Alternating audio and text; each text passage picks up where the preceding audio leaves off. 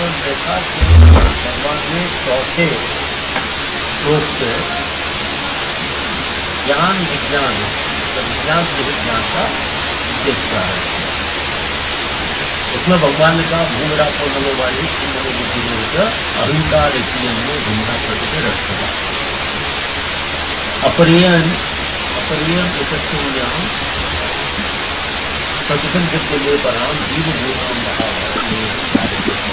यहाँ से भगवान ने कहना आरंभ किया विज्ञान रहित।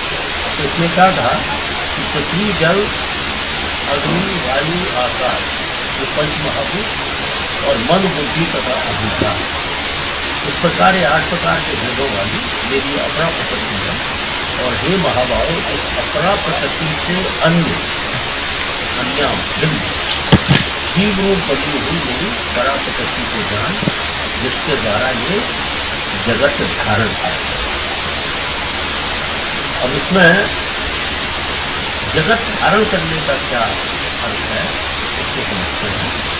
जब चेतन अपरा प्रकृति के साथ तादात्म्य कर लेता है, चेतन अपरा प्रकृति मतलब जो चेतन तत्व है जो समझ है वो अपरा प्रकृति के साथ तादात्म्य कर लेता है, तादात्म्य को समाधान कर लेता है, उसको अपना मान लेता है। अर्थात अहम के साथ एक होकर अपने को मैं हूँ ऐसा मान लेता है, तब वो जीव रूप बनी हुई परा प्रकृति कहलाता है। उससे पहले वो शुद्ध चेतन तत्व था, लेकिन जब वो अपरा प्रकृति से संबंध बना लेता है, अपरा प्रकृति को मैं और मेरा मान लेता है, तो उसी को हम कहते हैं परा प्रकृति, उसी को हम कहते हैं जीवात्मा। अहम से इधर जगत और उधर परमात्मा। अहम से मतलब मैं जो अपने को मानता है, एक तरफ जगत है और एक तरफ परमात्मा है। परंतु जीव उस परमात्मा को स्वीकार न करके प्रत्युत उसकी अपरा प्रकृति को स्वीकार करके उसको जगत रूप से धारण कर लेता है और जन्म मरण रूप बंधन में पड़ जाता है। तो गलती कहाँ हो गई कि वो एक तरफ परमात्मा था, एक तरफ संसार था, अपरा प्रकृति थी। अब सुखासक्ति के कारण जीव जो है वो अपरा प्रकृति को धारण कर लेता है, और यही चीज इसी चीज को यहाँ कर दिया कि जो मेरी परा प्रकृति है वो अपरा को धारण कर लेती है और जन्म मृत्यु के चक्कर में पड़ जाती है। अपरा की आसक्ति और उसका आश्रय लेना ही जगत को धारण करना है। अपरा की आसक्ति मतलब अपरा के अंदर जो हमारी आसक्ति होती है और उसका आश्रय, अपरा का आश्रय मतलब जो जड़ प्रकृति है जिसके अंदर संसार आ जाता है, जिसमें व्यक्ति आ जाते हैं, पदार्थ आ जाते हैं, तो उनका आश्रय ही लेना जगत को धारण करना है। इसलिए भगवान ने 7वें अध्याय के प्रारंभ में कहा है मया आसक्त मनः पार्थ योगम व्यंजन मदाश्रय। पदों से अपने में आसक्ति मतलब प्रेम करने और अपना आश्रय लेने की बात कही है। अगर जीव अपरा प्रकृति में आसक्ति ना रखे और उसका आश्रय ना ले तो मुक्त हो जाएगा। अगर वो भगवान में आसक्ति करे और उनका आश्रय ले तो भक्त हो जाएगा। ये सब अलग तरीके से कह दी गई हैं कि जैसे प्रकृति से संबंध विच्छेद या संसार से संबंध विच्छेद करने पर वो मुक्त हो जाता है, लेकिन भगवान में आसक्ति मतलब भगवान में अनुराग और प्रेम हो जाने से वो भक्त हो जाता है। ये भगवान ने कहा। 6ठे श्लोक में भगवान ने कहा कि ये जितना भी प्राणी समुदाय है, जो भी कुछ आपको दृश्य जगत में दिखाई दे रहा है, वो परा और अपरा के योग से बना हुआ है। एतद् योनीनि भूतानि सर्वाणि इत्युपधारय अहम कृष्णस्य जगतः प्रभवः प्रलयस्थः। कि मैं ही सारे जगत का निमित्त और उपादान कारण हूं। इस विषय पर चर्चा हुई थी।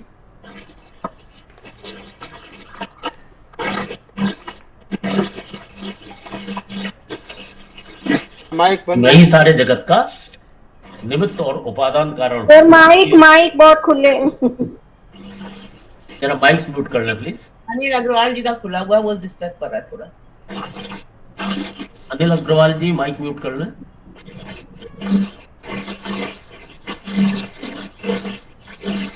चलिए मैंने कर दिया। तो अहम कृष्ण से जगतः प्रभव प्रलयस्थ था। तो यही भगवान ने कहा कि मैं ही इस जगत का निमित्त और उपादान कारण हूं। निमित्त और उपादान कारण जैसे पिछली बार बतलाया गया था कि जैसे घड़ा बनाने में कुम्हार निमित्त कारण है और मिट्टी उपादान कारण है। इस स्थावर जंगम रूप जगत में मैं ही उत्पन्न करने वाला हूं, मैं ही उत्पन्न होने वाला हूं, क्योंकि वासुदेव सर्वम सिद्धांत के अनुसार ईश्वर परमात्मा के अलावा कुछ है ही नहीं। तो मैं ही उत्पन्न करने वाला ही, मैं ही उत्पन्न होने वाला हूं, मैं ही नाश करने वाला हूं और मैं ही नष्ट होने वाला हूं, क्योंकि मेरे सिवाय संसार का दूसरा कोई कारण तथा कार्य नहीं है। अर्थात मैं ही इसका निमित्त तथा उपादान कारण हूं। अतः जगत रूप से मैं ही। यहां तक हम पिछले सत्र में कर चुके थे। अगले श्लोक में भगवान इसी चीज को और दृढ़ता के साथ कहते हैं। भगवान ने अपने को परा और अपरा प्रकृति रूप संपूर्ण जगत का मूल कारण बताया। ये दोनों प्रकृति भगवान की है, तो मूल कारण जो है वो भगवान ही है। अब भगवान के सिवाय भी जगत का कोई कारण होगा, इसका निषेध अगले श्लोक में किया है कि भगवान के सिवाय जगत का अन्य कोई भी कारण नहीं।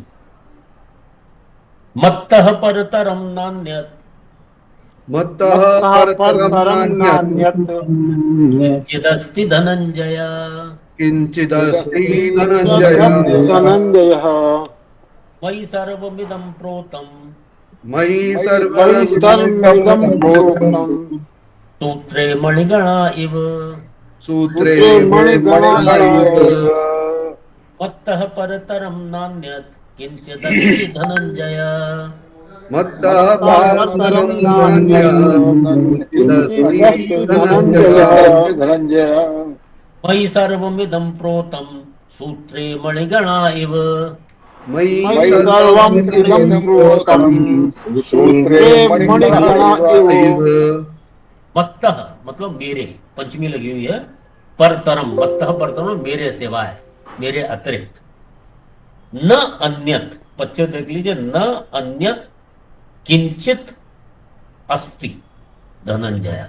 तो हे धनंजय मत्तः परतरम मेरे सिवाय इस जगत का अन्यत किंचित न अस्ति, दूसरा कोई किंचित मात्र भी कारण तथा कार्य नहीं।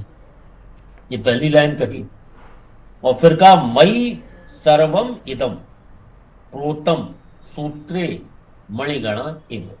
मयि मतलब मुझ में, सप्तमी लगी हुई है। सूत्र मतलब है जैसे जब माला बनाते हैं तो जो धागा होता है जिसमें पिरोया जाता है उसको सूत्र। सूत्र मतलब सूत के धागे में पिरोई हुई होती है। मतलब जैसे मणिगणा जैसे सूत की मणियां, मणिगणा सूत की जो मणियां ना, सूत की जो मणि बना लेते हैं उसको बुन के, तो मणिगणा सूत्र इव, जैसे सूत की मणियां सूत के धागे में इदम सर्वम मयि प्रोक्तम, ठीक उसी प्रकार से ये संपूर्ण जगत मेरे से ही प्रोतम मतलब ओतप्रोत। तो भगवान ने पहले कहा कि कोई मेरे अतिरिक्त और भी कोई इस जगत का कार्य या कारण नहीं है। कारण और कार्य आप समझते हैं अच्छी तरह से कि जैसे घड़ा बनाने में मिट्टी कारण है और घड़ा कार्य है। तो भगवान कह रहे हैं कि मेरे अतिरिक्त इस जगत की रचना में ना कोई कारण है ना ही कोई कार्य है। फिर कहा कि जैसे सूत की मणियां सूत के धागे में पिरोई हुई होती हैं, ऐसे ही यह संपूर्ण जगत मेरे से ही ओतप्रोत। तो तत्व से क्या है, सब सूत की सूत है, रुई है। लेकिन जो यहाँ एग्जाम्पल भगवान ने दिया है वो सूत की मणियां मतलब जो दिखाई दे रहा है अपराकृत, और सूत मतलब है पराकृत। इससे पहले क्या कहा था कि इस परा ने अपरा को धारण कर रखा। तो अगर सूत जो है उसने मणियों को धारण कर रखा है, तो समझाने की कोशिश की गई है यहाँ कि जिस प्रकार सूत मणियों को धारण कर रखा है उसी तरह से परा प्रकृति अपरा प्रकृति को धारण किए हुए है। लेकिन तत्वतः दोनों एक ही है, दोनों सूती। तो वास्तव में और विचार करते हैं तो ना धागा है ना बढ़िया है, प्रत्युत सूत ही सूत है। ऐसे ही ना परा है ना अपरा है, केवल परमात्मा ही परमात्मा। ये भाव यहाँ किया गया। जैसे इस एग्जाम्पल से बताया गया है, जरा माइक्स म्यूट कर लें। इस एग्जाम्पल से बताया गया है कि एक तो ये स्पष्ट किया गया कि किस प्रकार से अपरा ने परा को धारण किया, जिस प्रकार से धागा मड़ियों को धारण कर लेता है उस प्रकार से परा ने अपरा को धारण किया। लेकिन और जब विचार करते हैं तो न अपरा है न परा है, केवल सूत ही सूत है। और सूत का मतलब है ये जो एग्जाम उदाहरण दिया गया है वो परमात्मा। तो न परा है न अपरा है, केवल परमात्मा ही परमात्मा। ये भाव इस श्लोक के अंदर दिया गया है। एक बात ये कही गई कि मेरे अन्य कोई न कार्य है न कारण है, और फिर ये एग्जाम्पल से समझाया गया कि जिस प्रकार से सूत के धागे में सूत की मणियां पिरोई होती हैं, ठीक उसी प्रकार से पूरा जगत मुझसे ही ओतप्रोत। ठीक है, पश्चिम देख लीजिए। मत्तः परतरम, परतरम मतलब अतिरिक्त, न अन्यत और कोई, किंचित, किंचित मात्मी थोड़ा सा, अस्ति धनंजय, कि मेरे अतिरिक्त जगत का और कोई कार्य कारण नहीं है। मयि सर्वम इदम प्रोतम सूत्रे मणिगणा इम। ये सारी जो पूरी जो सृष्टि की रचना है, जैसे सूत के धागे में सूत की मणियां पिरोई हुई हैं, उसी प्रकार से अपरा ने परा को धारण कर रखा है। और जब चिंतन करते हैं तो ना सूत है ना मणि है, ना धागा है ना मणि है, केवल सूत ही सूत है। उसी प्रकार से न परा है न अपरा है, केवल परमात्मा ही परमात्मा। साथ साथ लीजिए इसको। मत्तः परतरम नान्यत्, मत्तः परतरं नान्यत् किंचिदस्ति धनंजय, मयि सर्वम् इदं प्रोक्तम् सूत्रे मणिगणा इव। सूत्रे मणिगणः इव। एक बार पुनः। मत्तः परतरम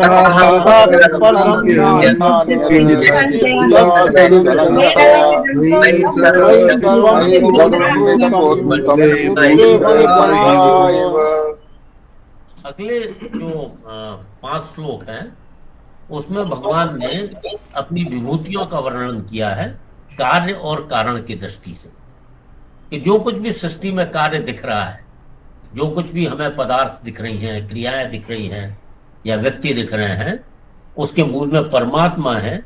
ये ज्ञान कराने के लिए भगवान ने अगले 5 श्लोक कहे। अब यहां से वो प्रकरण प्रारंभ होता है। रसोहम अप्सु कौन्तेय, रसोऽहम् अप्सु कौन्तेय, प्रभास्मि शशिसूर्ययोः, प्रभास्मि शशिसूर्ययोः, प्रणवः सर्ववेदेषु, प्रणवः सर्ववेदेषु, शब्दः खे पौरुषं नृषु, शब्दाखे पौरुषं नृषु। रसोऽहमप्सु कौन्तेय, प्रभास्मि शशिसूर्ययोः, रसोऽहम् अप्सु कौन्तेय, प्रभास्मि शशिसूर्ययोः, प्रणवः सर्ववेदेषु, शब्दः खे पौरुषं नृषु, प्रणवः सर्ववेदेषु, शब्दाखे पौरुषं नृषु। रसः अहम अप्सु, ये 3 पद निकलेंगे। रसः ये विसर्ग संधि हुई, इसलिए उकार होकर रसो हो गया। पूर्व रूप संधि हुई और इस प्रकार से अवग्रह लग के अहम, और माँ में हल लगा तो अपसु, अपसु मतलब पानी।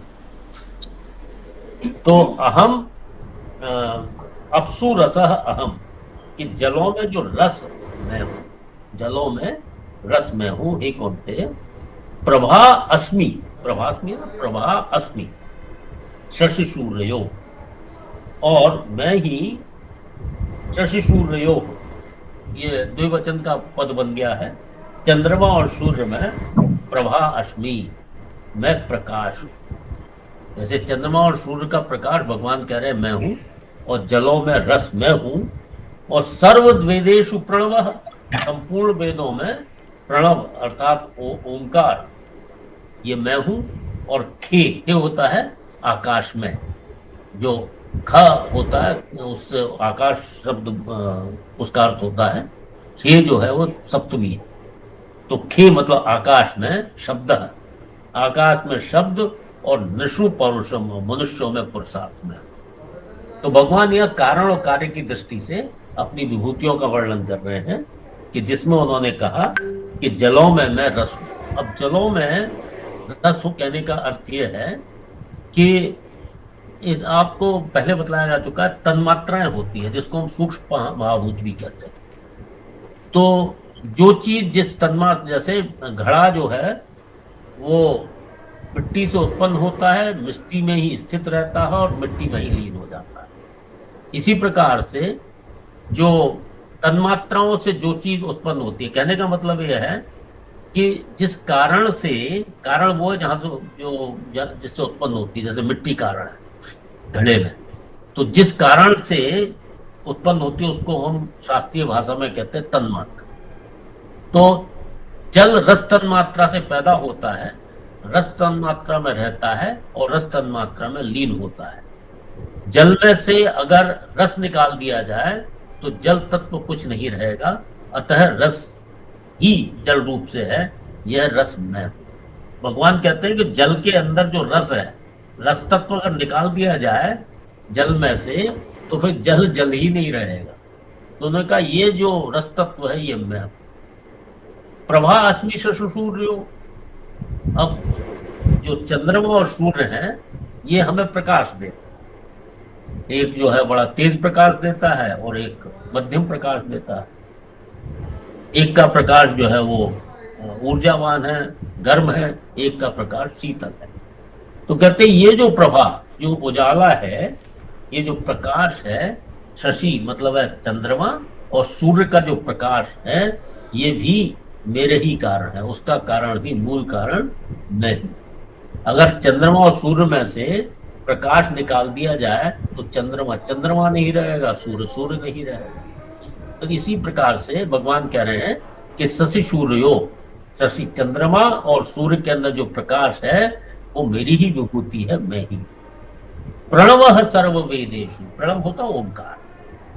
तो जैसे हम लोग पहले भी इस चीज पे चर्चा कर चुके हैं, सबसे पहले प्रणव पैदा, प्रणव से त्रिपदा गायत्री निकली और त्रिपदा गायत्री से त्रिवेद मतलब तीनों वेद उत्पन्न, ऐसा है। तो अगर ये प्रणव ही कारण है, तीनों वेदों का कारण भी यही है, त्रिपदा गायत्री का भी कारण प्रणव है, तो इसमें से अगर वेदों में से प्रणव निकाल दिया जाए मतलब ओंकार निकाल दिया जाए तो वेद वेद रूप से नहीं रहेंगे। प्रणव ही वेद और गायत्री रूप से प्रकट हो रहा है, वह प्रणव मैं ही हूं। जो प्रणव वेद और गायत्री रूप से प्रकट हो रहा है वो प्रणव, प्रणव मतलब ओंकार, वो प्रणव मैं ही हूं। शब्द की और जो शब्द मतलब है जो आवाज होती है, ही मतलब आकाश में शब्द ये मैं ही हूं, और पौरुषम नृषु, और मनुष्यों में जो पुरुषार्थ है, मनुष्यों में सार चीज जो पुरुषार्थ है वो मेरा स्वरूप है। वास्तव में नित्य प्राप्त परमात्म तत्व का अनुभव करना ही मनुष्यों का परम पुरुषार्थ है, असली पुरुषार्थ है। तो भगवान कह रहे हैं कि जो मनुष्यों में जो पुरुषार्थ है, अगर मनुष्यों में से पुरुषार्थ निकाल दिया जाए तो वो मनुष्यता नहीं, वो मनुष्य नहीं रहेगा।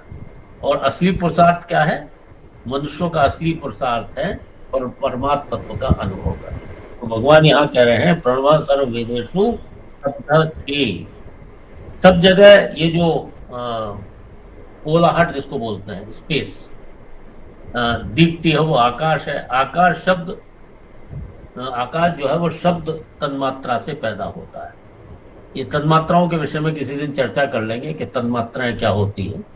ये जिस तरह से शब्द स्पर्श रूप रस गंध, ये तीनों इंद्रियों के विषय के भी यही नाम है, और शब्द स्पर्श रूप रस गंध जो है ये तन्मात्राएं हैं। जैसे जो इसकी व्याख्या इस तरह से की जाती है कि शब्द तन्मात्रा से आकाश तत्व जो है वो बना, स्पर्श तन्मात्रा से वायु तत्व बना, इसी प्रकार से अन्य तत्वों की व्याख्या की गई। तो और ये जो इंद्रियों का जो विषय होता है वो अलग चीज है, लेकिन नाम एक ही होने से कभी कभी भ्रम हो जाता है कि ये तन्मात्रा और ये इंद्रियों के विषय हैं, ये एक ही कैसे हैं।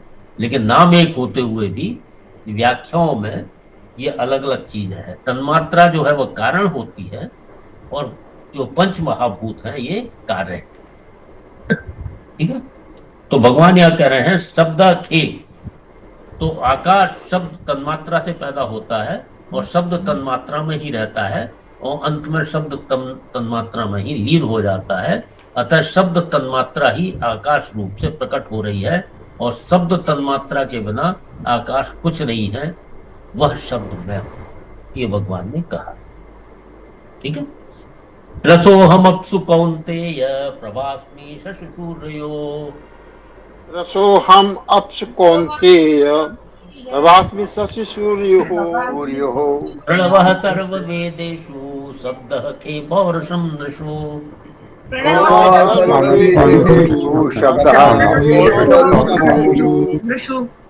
अर्थ कीजिए, रसोहम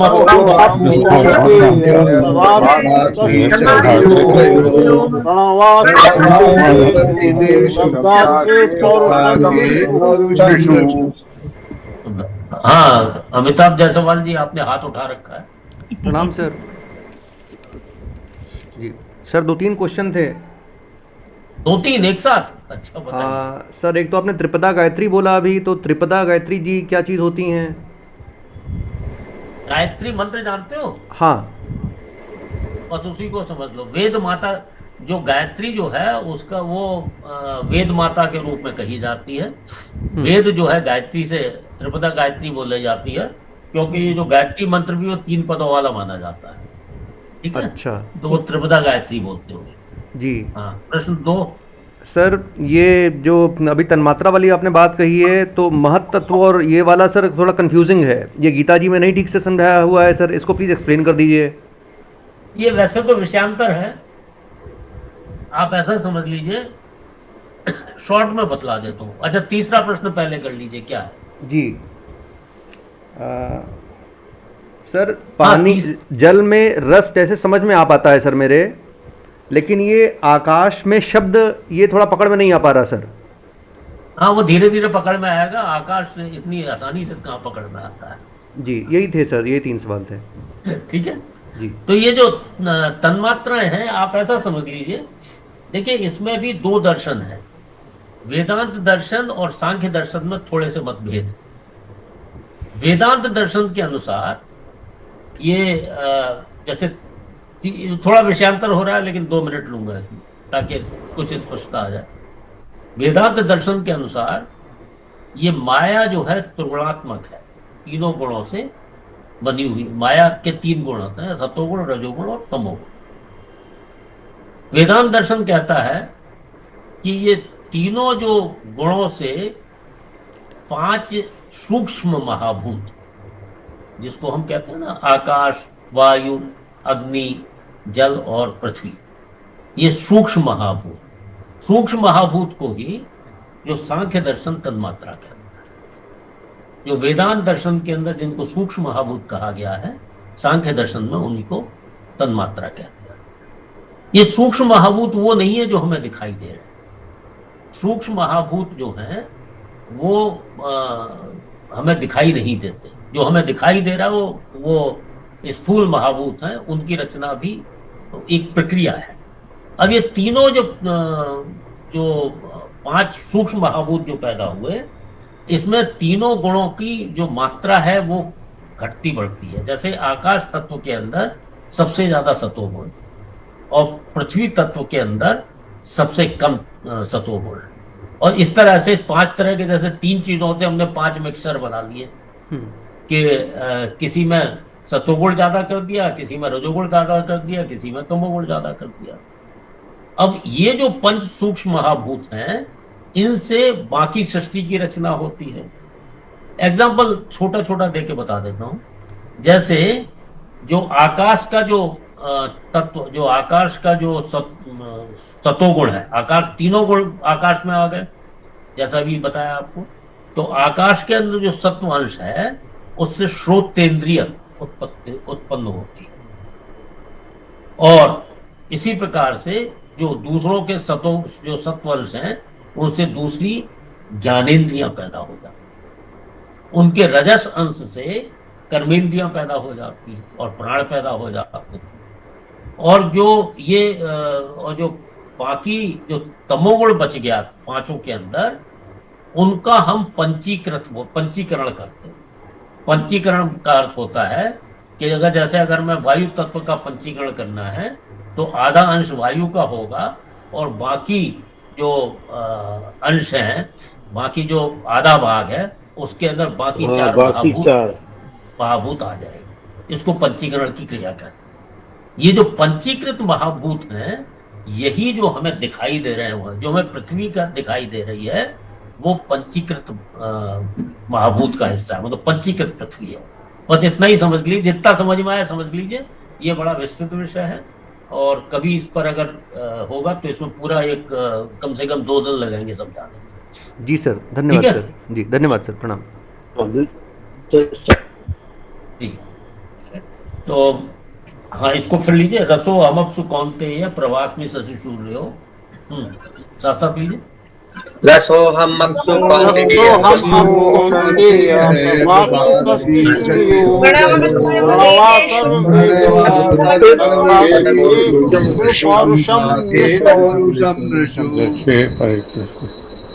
अगले जो श्लोक है, 9वां श्लोक है, अपने अपने माइक म्यूट कर लें। हाँ, जो 9वां श्लोक है उसके अंदर भी भगवान ने कार्य कारण रूप से जो अपनी विभूतियों का वर्णन किया है। पुण्यो गंधः पृथिव्यां च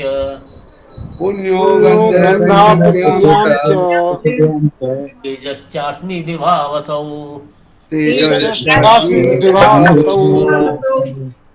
जीवनं सर्वभूतेषु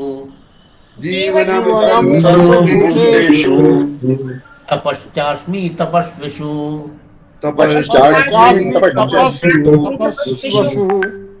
पुण्यो गंधः पृथिव्यां च तेजश्चास्मि विभावसौ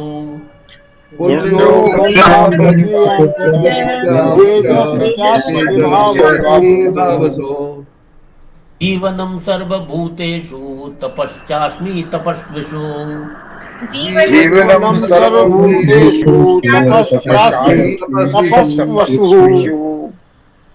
पुण्यो गंधः, पुण्य होता है पवित्र, गंध होता है जो गंध, सुगंध जो होती है, दुर्गंध सुगंध वो दोनों आ जाते हैं।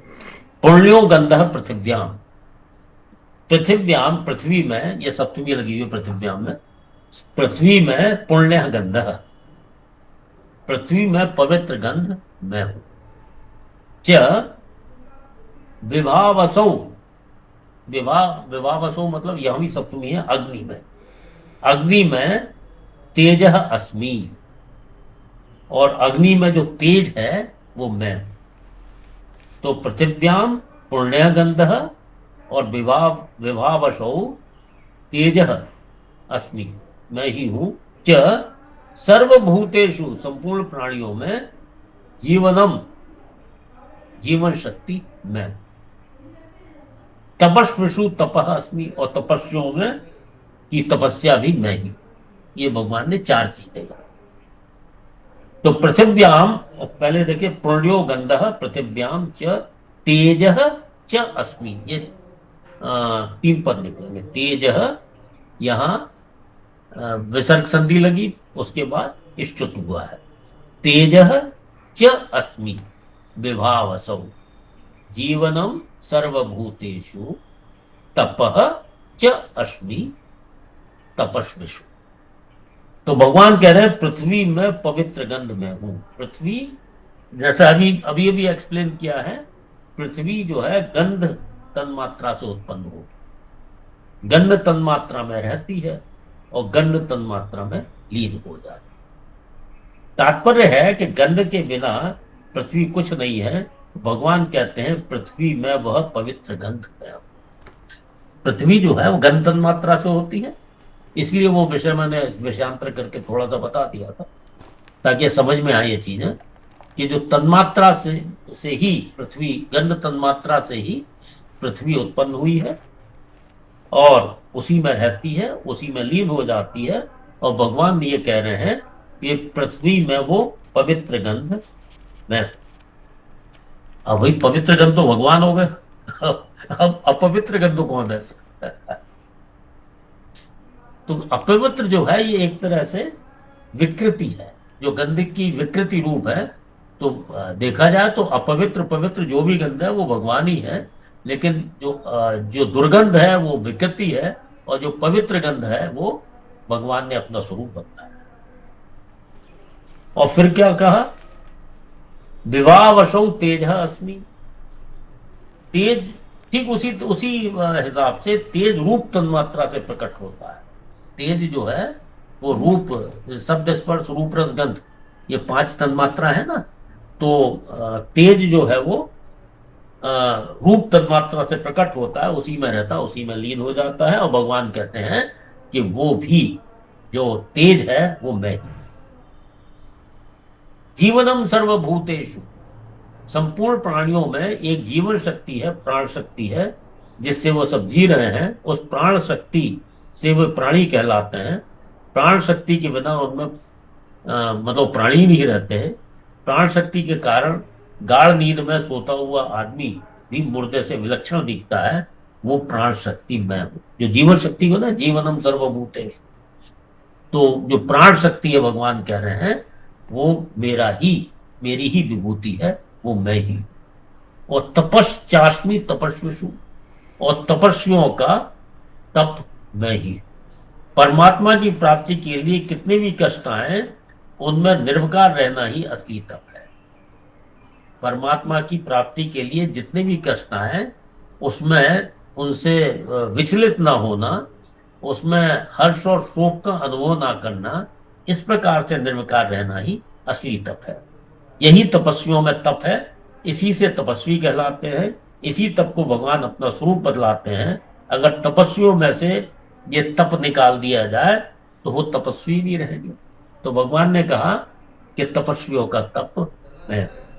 तो यहाँ 4 चीजें इस श्लोक में कही गई हैं कि पृथ्वी की जो पवित्र गंध में हूं, और अग्नि का तेज में हूं, और सारे प्राणियों की प्राण शक्ति में हूं, और तपस्वियों का तप में।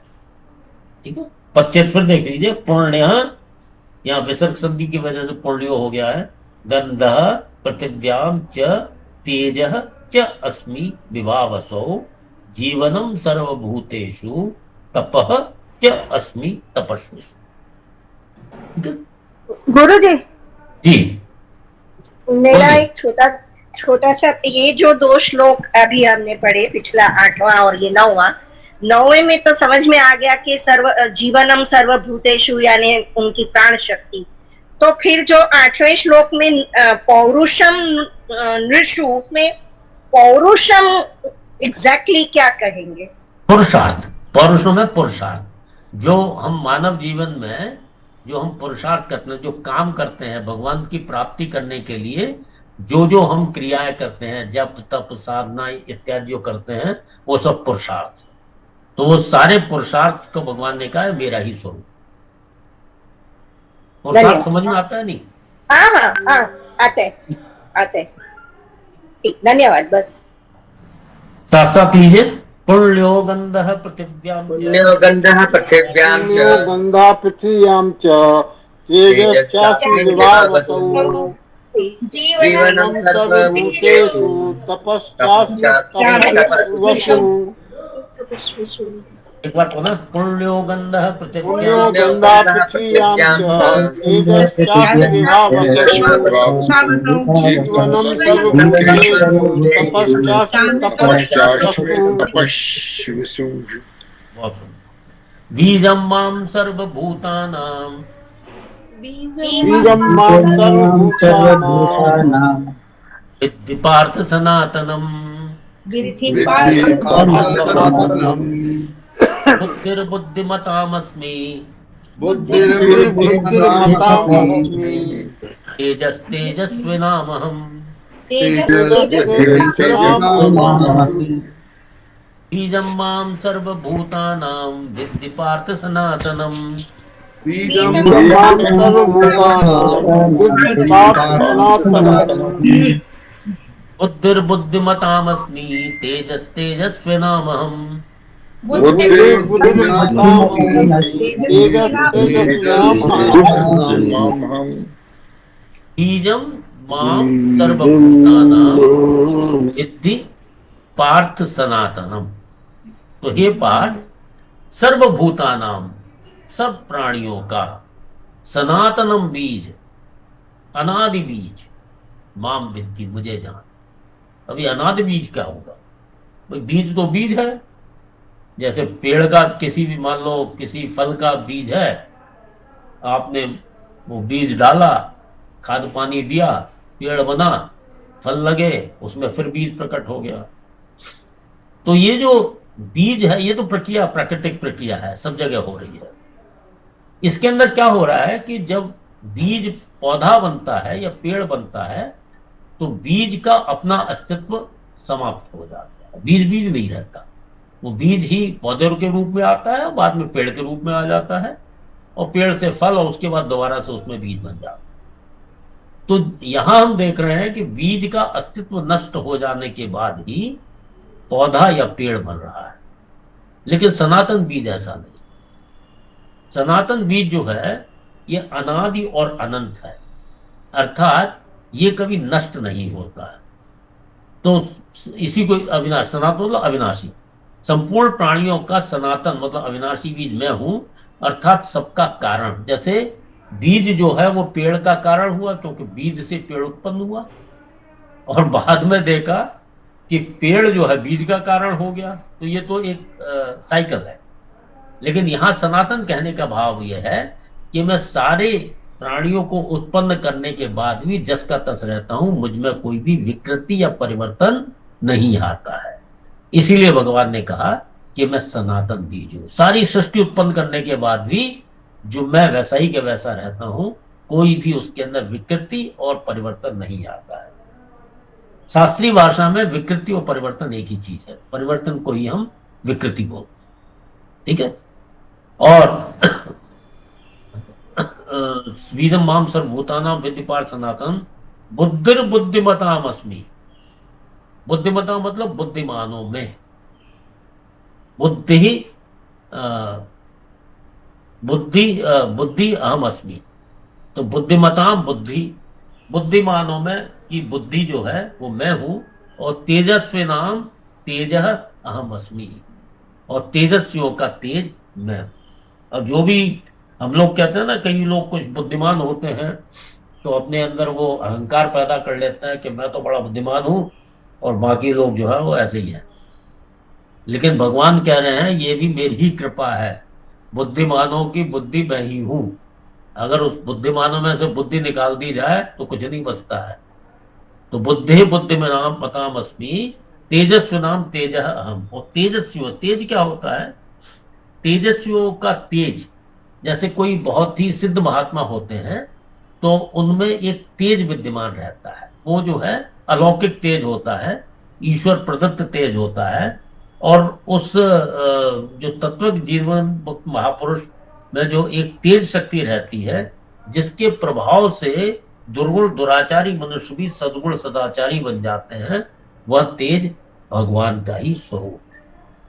जैसे हम देखते हैं ना, महात्मा बुद्ध की जो कहानी आती है, उसमें एक जो उंगली मार नाम का एक व्यक्ति था, जो कि उंगलियां काट काट के लोगों की माला बनाया करता।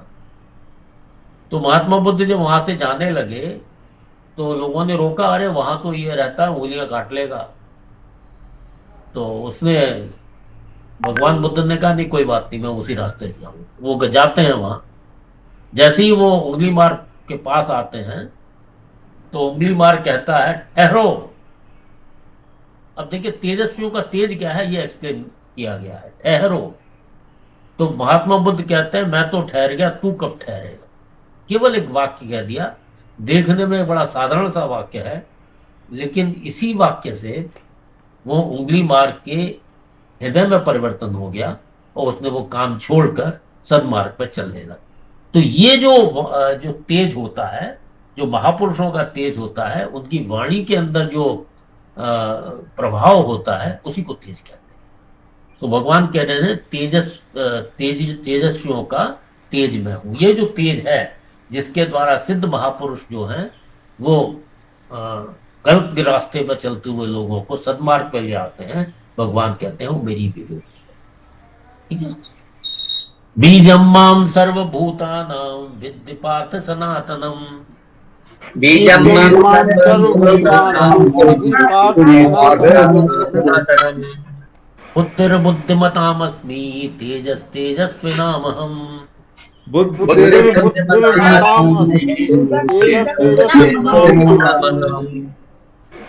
तो पच्चे दूसरी लाइन का देख लीजिए। बुद्धि जो रेफ बन गया है वो विसर्ग संधि की वजह से बना है।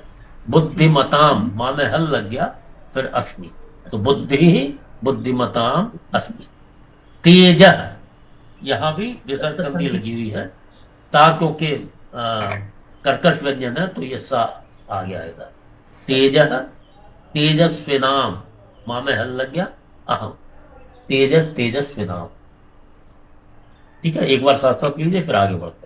बीजम माम बीजं मां सर्वभूतानां विद्धि पार्थ सनातनं तेजस्तेजस्विनामहम् बलम बलवताम चाहम बलं बलवतां चाहं काम राग विवर्जितम कामरागविवर्जितम् धर्माविरुद्ध भूतेषु भूतेषु कामोस्मि भरतर्षभ। कामोऽस्मिभर्तर्षभः बलम बलवतां चाहम कामराग विवर्जितम बलं बलवतां चाहं कामरागविवर्जितम् धर्माविरुद्धो भूतेषु कामोस्मि भरतर्षभ।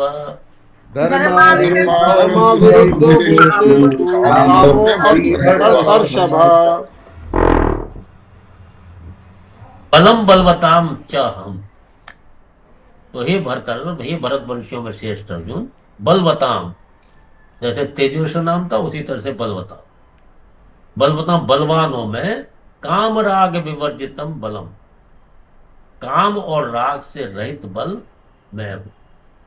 च भूतेषु धर्मा विरुद्ध, तो धर्म अविरुद्ध है। जो धर्मा विरुद्ध लिखा है तो जब पच्छेद करेंगे तो धर्म अविरुद्ध है, जो धर्म के विरुद्ध नहीं है। तो भूतेषु प्राणियों में धर्म के अविरुद्ध मतलब धर्म के विरुद्ध नहीं है, धर्मयुक्त। जो धर्म के विरुद्ध नहीं है वो धर्मयुक्त हो गया। तो प्राणियों में धर्मयुक्त काम मैं। तो यहां पच्छेद देती है बलम बलवताम च अहम काम राग विवर्जितम, काम और राग से रहित धर्म अविरुद्ध भूतेषु काम अस्मि। यहां पहले विसर्ग संधि लगी और पूर्व संधि रख के कामोस्मि इस तरह का पद बन गया भरतर्षभ। तो हे भरतर्षभ, भरत वंशियों में श्रेष्ठ अर्जुन, बलवानों में काम और राग से रहित बल में हूं। कठिन से कठिन काम करते हुए भी अपने भीतर एक कामना आसक्ति रहित शुद्ध निर्मल उत्साह रहता है। काम पूरा होने पर भी मेरा कार्य शास्त्र और धर्म के अनुकूल है तथा लोक मर्यादा के अनुसार संत जन अनुमोदित है, ऐसे विचार से मन में एक उत्साह रहता है, उसका नाम बल है। यह बल भगवान का ही स्वरूप है, अतः यह बल ग्राह्य है। कौन सा? काम राग विवर्जितम जो बल है ये ग्राह्य है। लेकिन जो काम राग से जो रहित नहीं है ऐसा बल है तो भगवान की विभूति है, लेकिन वो ग्राह्य नहीं है। देखिए जितने भी अच्छे काम और बुरे काम दोनों ही हैं इस पूरे दुनिया के प्रपंच में, पाप पुण्य सब चलते हैं, लेकिन जब हम कहते हैं कि जब कामराग विवर्जितम बल तो भगवान का है, लेकिन कामराग सहितम बल किसका है? वो भी भगवान का ही है। लेकिन कामराग विवर्जन बल में भगवत प्राप्ति होती है, दुर्गति नहीं होती है। और जब कामराग सहितम है तो वहां फिर भगवान भी नरक रूप से और जो निम्न योनियां उस रूप से प्राप्त हो जाते हैं।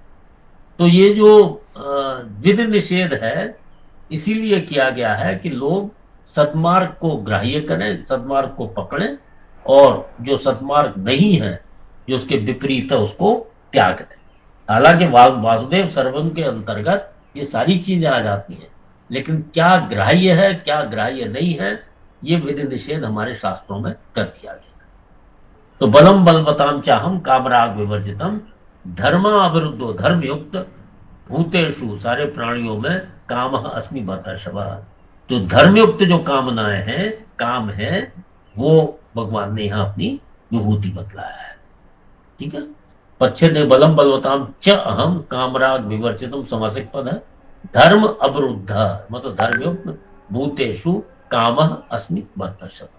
ठीक है। बलम बलवताम चाहम कामराग विवर्जितम बलम बलवताम चाहम कामराग विवर्जितम धर्माविरुद्ध भूतेषु कामोऽस्मि भरतर्षभ। धर्माविरुद्धो भूतेषु कामो अस्मि भरतर्षभ। सासक लीजिए। बलम बलवताम चाहम बलम बलवताम चाहम कामराग विवर्जितम विरुद्धो धर्माविरुद्धो भूतेषु कामो अस्मि भरतर्षभ। ये अंतिम श्लोक है। भगवान ने जो अपनी कार्य कारण रूप से विभूतियां कही हैं, उसका अंतिम श्लोक जो है वो 12वां श्लोक है इस प्रकार। ये चैव सात्विका भावा राजसास्तामसाश्च ये जैव सात्विका भावा तामशास्त्र में चाहिए। ये चैव सात्विका भावा ये जैव सात्विका भावा राजसास्तामसाश्च राजसास्तामसाश्च मत्त एवेति तान् विद्धि मत तान् विद्धि न त्वहं तेषु ते मयि। त्वं तेषु ते मयि। ये चैव सात्विका भावा राजसास्तामसाश्च ये जैव सात्विका भावा राजसास्तामसाश्च मत्त एवेति तान् विद्धि न त्वहं तेषु ते मयि। मत एवेति तान् विद्धि न त्वहं तेषु ते मयि। अच्छे देख लीजिए। ये च एव चैव, ये च एव से वृद्धि संधि होकर चैव हो गया है। सात्विका भावा राजसाह, यहाँ विसर्ग संधि लगी है, सा बन गया है। राजसाह तामसाह, यहाँ विसर्ग संधि हुई, उसके बाद इष्टुत हुआ। तामसाह च ये। मत्तः, यहाँ विसर्ग का लोप हो गया है क्योंकि आगे एक स्वर है।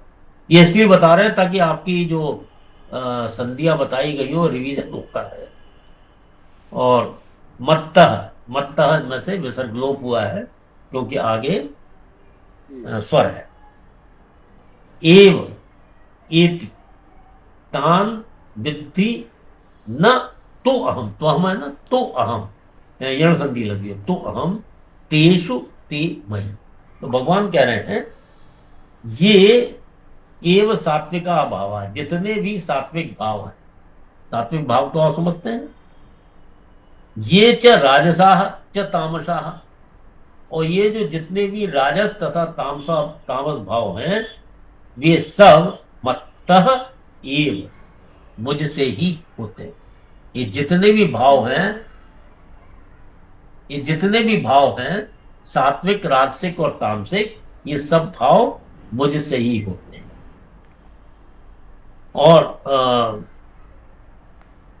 इति तान विद्धि, ऐसा उनको समझो। परंतु अहम तेषु ते मयि न, परंतु मैं उनमें और वे मुझ में नहीं। तो यहाँ भगवान ने अपनी निर्लिप्तता का वर्णन कर दिया कि ये जो सात्विक राजस और तामसिक भाव हैं होते तो मुझसे हैं, लेकिन मैं उनमें नहीं हूं, वो मुझ में नहीं है।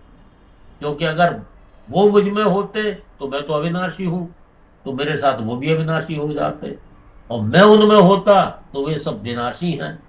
क्योंकि जितने भी यह भाव हैं ये आते जाते रहते हैं, टिकते नहीं, ये नित्य नहीं है। तो अगर मैं उनमें होता तो उनकी तरह मैं भी विनाशी होता। तो भगवान ने यहां कहा कि ये जो सात्विक राजस और तामस भाव, भाव मतलब जो सत्ता के रूप में भी कहा जाता है, गुण पदार्थ और क्रिया है, वे भी मेरे से ही उत्पन्न होते हैं। इसका तात्पर्य हुआ कि सृष्टि मात्र में जो कुछ हो रहा है, मूल में सबका आश्रय, आधार और प्रकाशक भगवान ही है, अर्थात सब भगवान की सत्ता से स्फूर्ति पाते हैं। सात्विक राजस और तामस भाव भगवान से ही होते हैं, इसलिए इनमें जो कुछ विलक्षणता दिखती है वो सब भगवान की है। अतः मनुष्य की दृष्टि भगवान की तरफ ही जानी चाहिए, सात्विक आदि भावों की तरफ नहीं। यदि उनकी दृष्टि भगवान की तरफ जाएगी तो मुक्त हो जाएंगे, यदि उनकी दृष्टि सात्विक आदि भावों की तरफ जाएंगे तो बंध जाएंगे। तो भगवान कह रहे हैं कि इनका कारण तो मैं ही हूं, ये मुझसे ही होते हैं, लेकिन साधक के लिए एक हिदायत यहाँ दी जाती है कि उनकी दृष्टि सात्विक राजस और तामस भाव की तरफ न जाकर उसका जो कारण स्वरूप परमात्मा है उसकी तरफ जानी चाहिए, तो वो बंधन से मुक्त हो जाएगा। और इन जो तामस, राजसिक और सात्विक भाव, इनमें अगर पड़ेगा, इनकी तरफ दृष्टि जाएगी तो वो बन जाएगा। और 14वें अध्याय में हम पढ़ेंगे कि कौन सा जो सतोगुण है वो कैसे बांधता है, राजोगुण कैसे बांधता है और तमोगुण कैसे बांधता है। ये सभी बंधन का कारण है। तो जब हम देखें कि कोई सात्विक व्यक्ति है तो हमारी दृष्टि जो है उस सात्विक व्यक्ति जो सतोगुण का जो कारण स्वरूप परमात्मा है उधर जानी चाहिए, ना कि सतोगुण की तरफ। तो भगवान न तू अहम तेषु ते मयि, ना तो वो मुझ में है और ना मैं उनमें हूं, लेकिन ये सब का कारण मैं ही हूं। और साधक को जो है, साधक की दृष्टि परमात्मा की तरफ रहनी चाहिए, ना कि इन भावों। ठीक है। ये चैव सात्विका भावा राजसास्तामसाश्च ये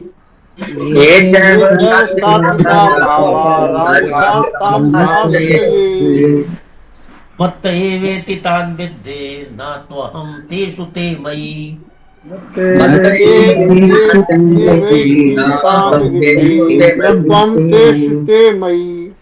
बहुत सुंदर, एक बार पुनः।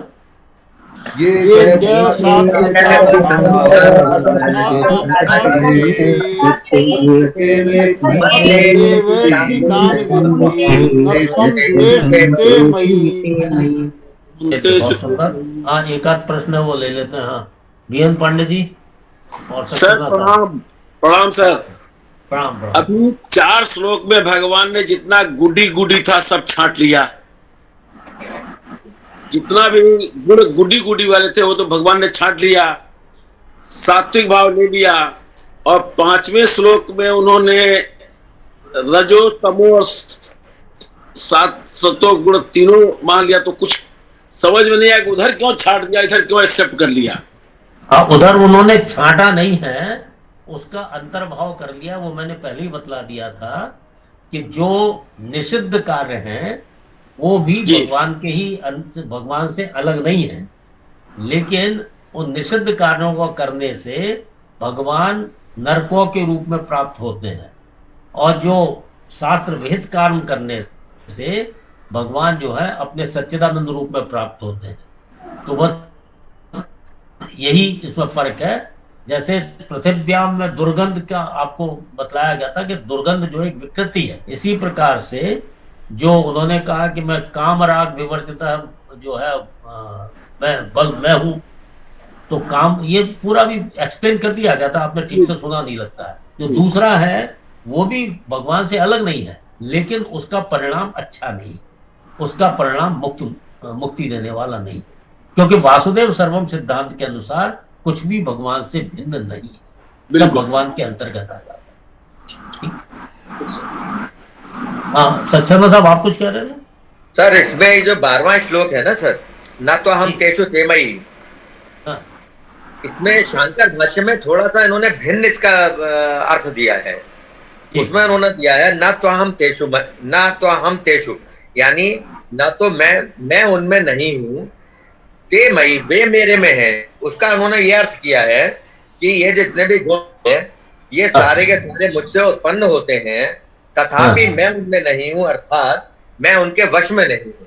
शांकर भाष्य में थोड़ा डिफरेंट इसका वो किया है सर। हाँ, नहीं ठीक है, पढ़ दीजिए, उसको भी अच्छी बात है। हाँ, पढ़िए। उन्होंने ये लिखा है कि जो सात्विक सत्वगुण से उत्पन्न हुए भाव पदार्थ हैं और जो राजस रजोगुण से उत्पन्न हुए एवं तामस तमोगुण से उत्पन्न हुए भाव पदार्थ हैं, उन सबको अर्थात प्राणियों के अपने कर्मानुसार ये जो भी भाव उत्पन्न होते हैं उन सबको तो मुझसे ही उत्पन्न हुआ जान। यद्यपि वे मुझसे उत्पन्न होते हैं तथापि मैं उनमें नहीं हूं, अर्थात संसारी मनुष्यों की भांति मैं उनके वश में नहीं हूं, परंतु वे मुझ में हैं, यानी वे मेरे वश में हैं, मेरे अधीन हैं। ये व्याख्या। हाँ, तो नहीं, ये ठीक है। अलग अलग जो संत हैं उनमें थोड़ा सा उनकी टीकाओं में अंतर अक्सर हो जाता है, कोई बड़ी बात नहीं है। जो स्वामी रामसुखदास जी की टीका है जो वो उसी प्रकार से दी गई है कि ना वो मुझ में है ना मैं उनमें हूँ, और उसको प्रकट उनको उन्होंने एक्सप्लेन इस तरह से किया है कि अगर मैं उनमें होता तो वो मेरी तरह विनाशी होते, अगर वे मुझ में होता तो मैं उनकी तरह विनाशी होता। ये भाव जो है स्वामी रामसुखदास जी, तो थोड़ा सा टीकाओं में अंतर हो जाता है, लेकिन ये टीका भी सुंदर है और शांकर भाष्य तो बहुत प्रमाणित है, कोई दिक्कत नहीं। चल, हाँ, शांति पाठ। हेलो सर जी, शांति पाठ। हाँ, शांति पाठ। शांति पाठ। बहुत दिनों बाद। सर्वे भवन्तु सुखिनः, सर्वे भवन्तु सुखिनः,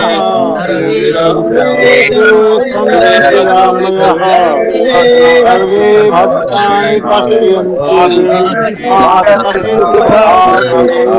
ओम शांति शांति शांति। नमो नमः। सर्वे नमः। बड़े मंगल की सबको शुभकामनाएं। बड़े मंगल की शुभकामनाएं। बड़ा मंगल क्यों कहते हैं सर इसे? बड़ा मंगल हनुमान जी लखनऊ का फेमस है। बड़ा मंगल क्यों कहते हैं सर? लखनऊ में हर मंगलवार बनता है लखनऊ में। किसी को छोटा नहीं कहना चाहिए, बड़ा कहने में कोई वही तात्पर्य।